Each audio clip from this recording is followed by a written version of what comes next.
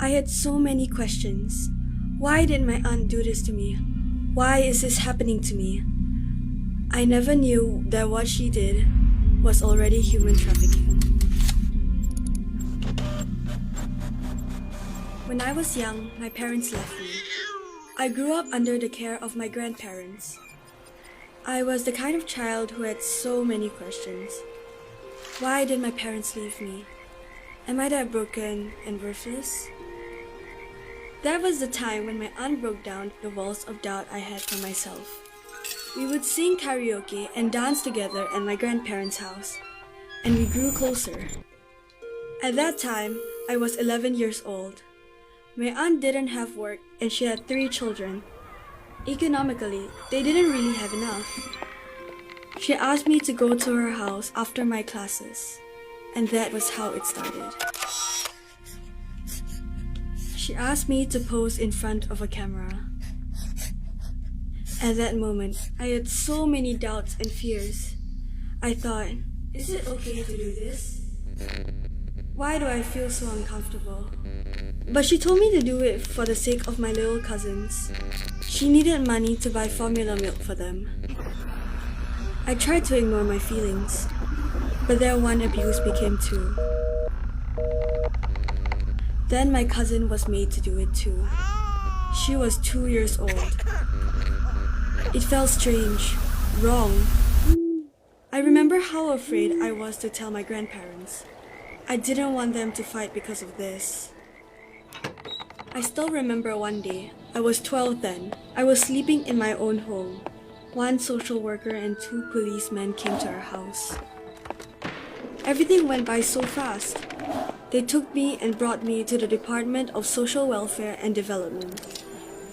That was when they explained what my aunt did to me. She was already caught by the police hours before I was rescued. And I just cried. I felt so angry towards her. Why did she allow this to happen to me? And I blame myself because I thought that was my fault. They interviewed me and told me that they would help me to get through the situation. 4 years ago, they transferred me to Rancho Ni Cristo, a shelter for survivors of online sexual exploitation in Cebu. And that was where I met Grace. In the Philippines, online sexual exploitation is a very big problem, but not a lot of people are aware that this is happening in our country. Especially during the lockdown, there has been an increase of cyber tips regarding this issue. Most of the survivors are perpetrated by their parents or relatives. They are rescued out from the place where they should feel safe, and that is already very traumatic for them. There's the trauma from the abuse, and then there's the trauma from the separation from their family during the rescue operations.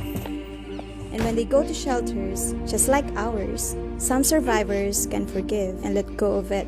But for some survivors, it's a lifetime process. Triggers are as simple as cameras, people entering the rooms without permission, or even the way people look at them. And that's why we empower them and teach them coping skills so that we can help them move forward. At first, it was not easy.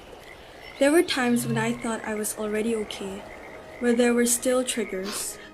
There was a group session sharing about what happened to me, and I just cried. But slowly talking about my past, writing poems, listening to music, I learned how to handle and cope with it. I learned to be empowered and to be strong. I am no longer willing to be the victim of the situation, but a survivor.